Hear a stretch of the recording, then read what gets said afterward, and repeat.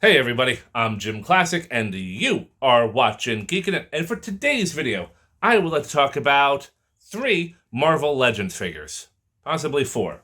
For starters, Marvel Legends J. Jonah Jameson from Spider-Man No Way Home.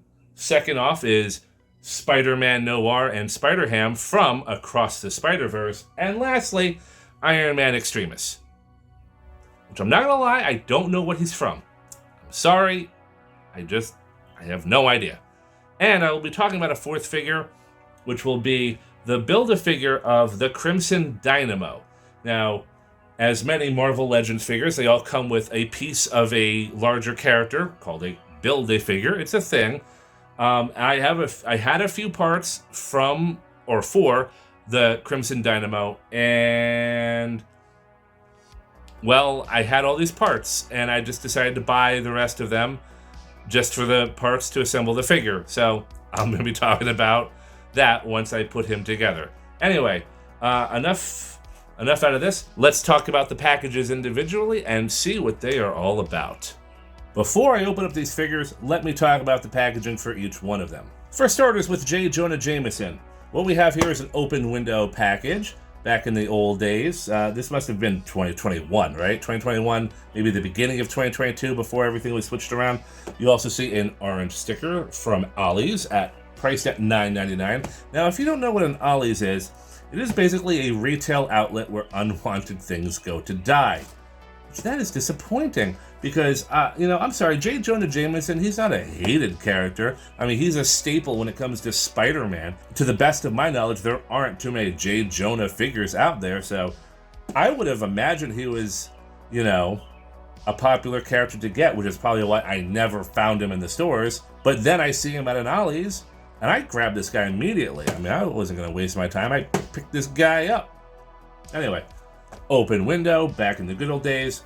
Marvel Legends, Spider-Man, J. Jonah Jameson. Product shot to the side. I really like how they do this. They don't show the toy. They show the news blog that he hosts.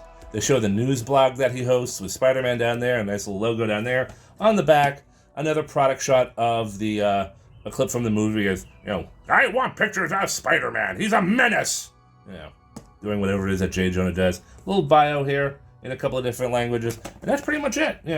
Spider-Man logo on the top, not really much on the bottom. Move on. J. Jonah Jameson here is not your typical Spider-Man villain per se. He's more of an antagonist. See, he runs the Daily Bugle, which is a newspaper company, or at least in the MCU, a video blog where he reports the news and often vilifies our friendly neighborhood web slinger.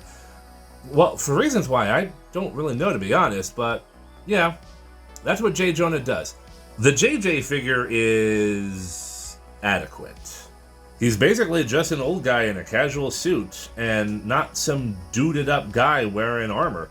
He's just a guy in a blue casual suit, and that's okay. The level of articulation is about the same as any other 6-inch Marvel figure, with the exception of the suit jacket. It limits the ab crunch because the suit jacket is a soft, pliable plastic. JJ comes with 2 sets of hands, a pointing finger, a closed fist, and 2 open hands, and a Build-A-Figure arm for the armadillo, which I'm not really too familiar with, but I have an extra arm lying around now.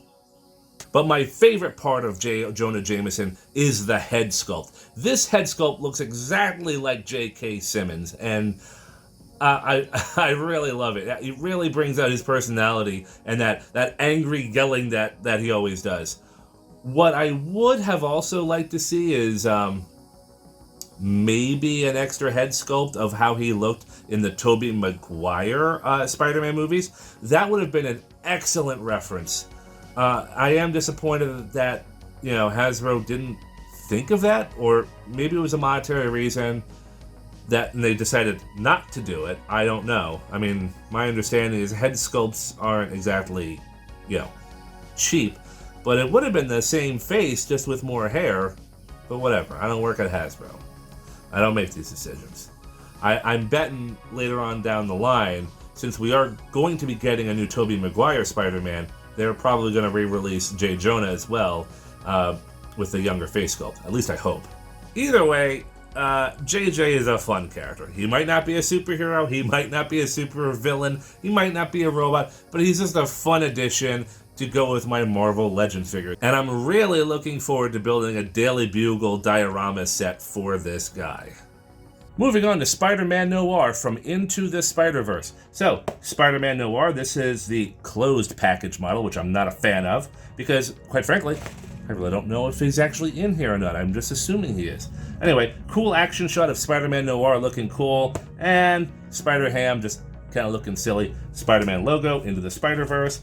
Product shot on the side. Box is a little crunched, but oh well. Same picture. Pretty much the same, yeah, almost the same picture on the back, but it is in a slightly different pose. Spider logo on the top, nothing on the bottom. Let's move on. Spider-Man Noir out of the packaging. We get mummies. They're wrapped up. All right. Oh my god, I want this open. That is not Spider-Man Noir.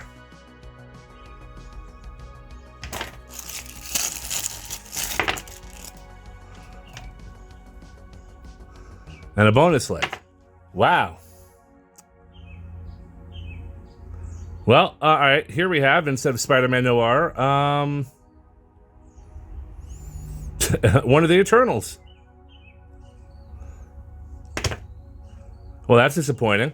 Well, I guess I'll review this character, who I don't even know who she is, because I've had this toy. I got this figure, I don't know, a couple of months ago. I don't even know where the receipt is anymore, so I can't even return it. Oh, that is disappointing. That is really disappointing. But there's literally nothing I can do about it right now. I don't even know where the receipt to this is anymore.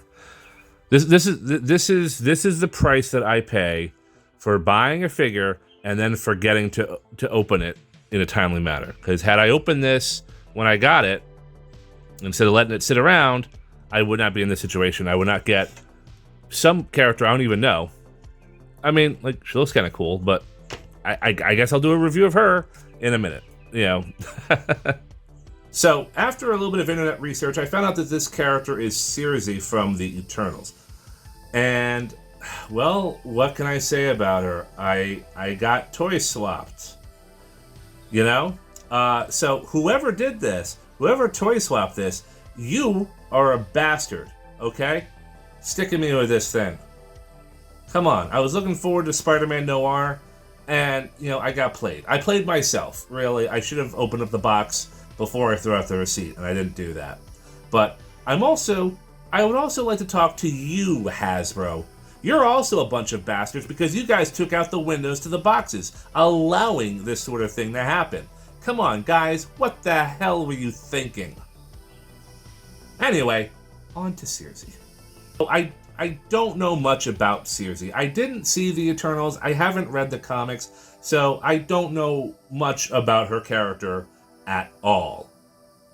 Anyway, I don't need to know about the character to be able to talk about the toy. She's dressed in an all-green emerald outfit, which has some really nice line details sculpted in. The toy does have a decent range of motion, except around the hips because the dress does kind of interfere with leg poses. But, you know, otherwise it is fine. I mean, standing her is a little bit of an issue because I think her feet are just a little bit too small, but you can get her into poses. She doesn't come with any weapons at all, but she does have additional hands for action poses. Her head sculpt is really, really good. I don't know much about Circe, as I said, but this face sculpt does have a lot of personality. I really like the hair sculpt. It has a nice wavy motion to it, like it's blowing in the breeze, and part of the hair is knotted up in the back as if she's styled it in some way, shape, or form. I have to congratulate the Hasbro team because they did put a lot of work into that head sculpt, and it looks good, what can I say? And lastly, she comes with a leg for a Build-A-Figure of whom I do not know. So this toy is fine. I would definitely have preferred Spider-Man Noir over her, but I mean, this toy is fine. That's really all I got to say about her. Yeah. Looks kind of cool, but she's no Spider-Man noir. Anyway, let's move on to Iron Man. Moving on to Iron Man Extremis. Again, closed packaging window. I'm hoping Iron Man is actually in here. But product shot of him just standing there with his pulsar jets. On the side, we see a Build-A-Figure. I guess, I don't know who this dude is. Puff Adder? I don't know who Puff Adder is, unfortunately. But he's the Build-A-Figure. He looks like a muscle-bound snake man. On the back, classic Iron Man pose with accessories, optional hands, and blast effects. And on the side here is Extremis Iron Man in just a cool Iron Man pose. Anyway, enough of that. Let's open this guy up. Let's move on. Let's hop to it. Come on. And now moving on to Iron Man Extremis. Now again, I don't know much about Iron Man Extremis. Is this like a fascist version of Iron Man? Or is this like a 90s thing where everything was extreme? I have no idea. But, you know, I have to say, it looks pretty cool. It's cast in mostly red plastic. He's got some gold plastic and some gold paint here and there. A little bit of white for the chest piece. And voila, it's simple, it's elegant, I like it. He looks really good with his simple but elegant lines. It really looks like a polished armor with the most up-to-date technology built in. Articulation is pretty standard, though he doesn't entirely pull off the classic pose too well, but he tries. He comes with a pair of closed fists, 2 open palmed hands, and 2 blast effects which can either fit in the palms of his hands or at the heels of his feet, so that Iron Man can either be flying or fighting. The figure looks good, it feels good, I dig it.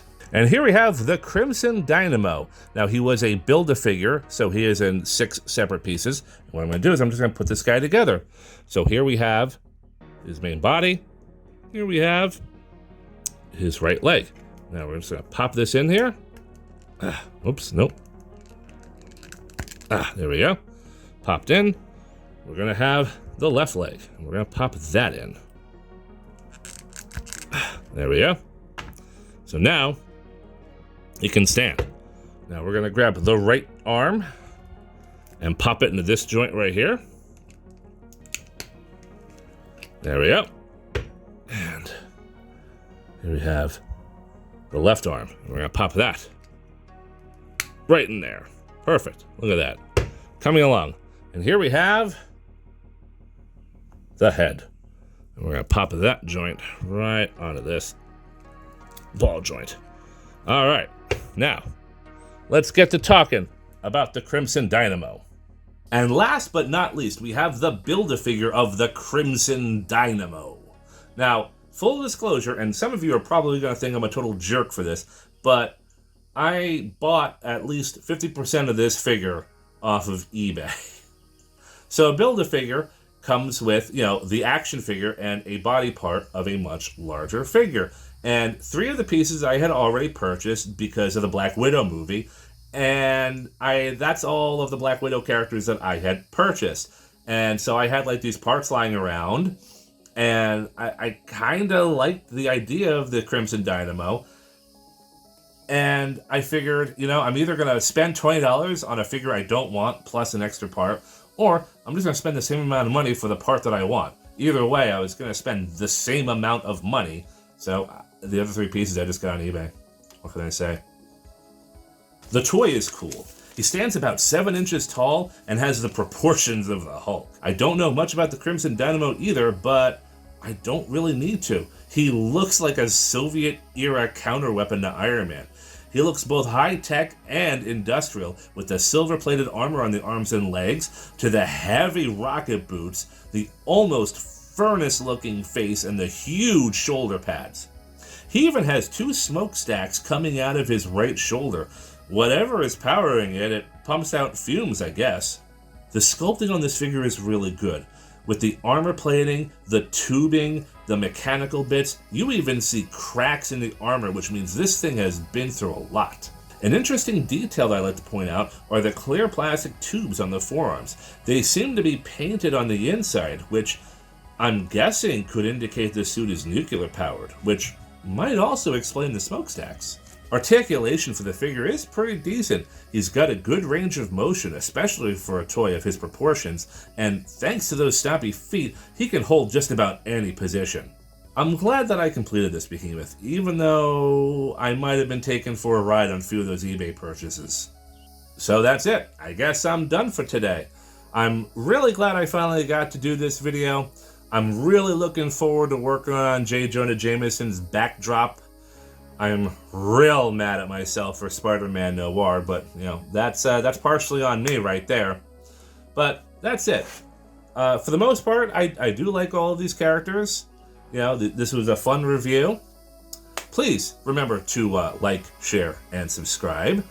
Please tell me, do you have any of these figures? Do you like any of these figures? Have any of you out there been toy swapped? And how annoyed did that make you? Do you think I'm an idiot for allowing to get toy swapped? Anyway, I'm JimClassic. You have been watching Geekin, and I will see you next time. Take care, everybody.